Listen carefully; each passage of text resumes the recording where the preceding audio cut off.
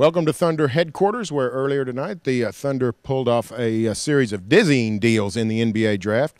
The net result of which, of course, is that Cole Aldrich apparently is coming to Oklahoma City. Barry Tramel here with Darnell Mayberry. Darnell, what to make of all these draft picks coming and going trades? It looks like Cole Aldrich will be joining the Thunder. I think it's two ways of looking at it. I think you look at it and say what they did Wednesday night, getting Daquan Cook from the Miami Heat. They got their shooter, and then Thursday night, after all the willing and dealing, they end up with Cole Aldrich, their defensive presence, their big man that they wanted to get. You know, you say you fulfilled your two needs. On the other hand, you had 3 picks. You did all of that to get those 3 picks, and then you come away with 1 player in the first round. And I think that you probably could have done a little bit better than. But maybe Sam Presti didn't think this was a deep draft, and maybe he just felt like Cole Aldrich was their best bet. Do you think that Cole Aldrich is the kind of defensive presence inside that the Thunder needed?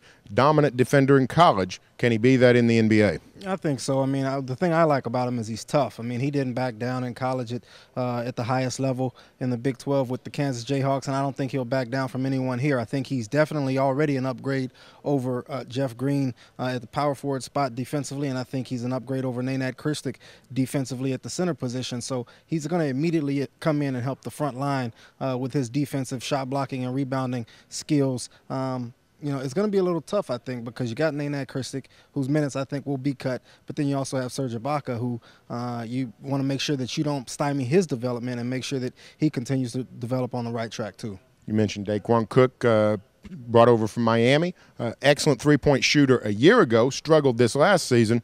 Which will we see in Oklahoma City? The guy who was a 38% shooter in Miami or the 31% shooter last season? Well, to be honest with you, I don't think we're going to see much of either. You know, he's got his road cut out for him in terms of cracking that rotation.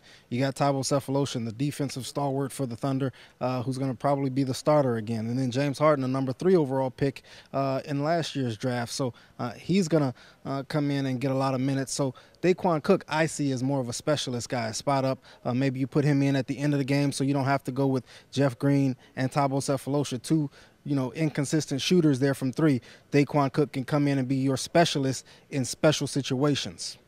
One thing I did like about tonight's draft, Thunder drafts Eric Bledsoe with the 18th pick, trades him to the Clippers for a future first-round pick. You can never go wrong getting a future first-round pick from the Clippers. The Clippers live in lottery land. Hey, that's going to do it. Remember, all our draft coverage is sponsored by Diffie, Ford, Lincoln, and Mercury. Stay tuned for further coverage every day in the Oklahoman and on News OK.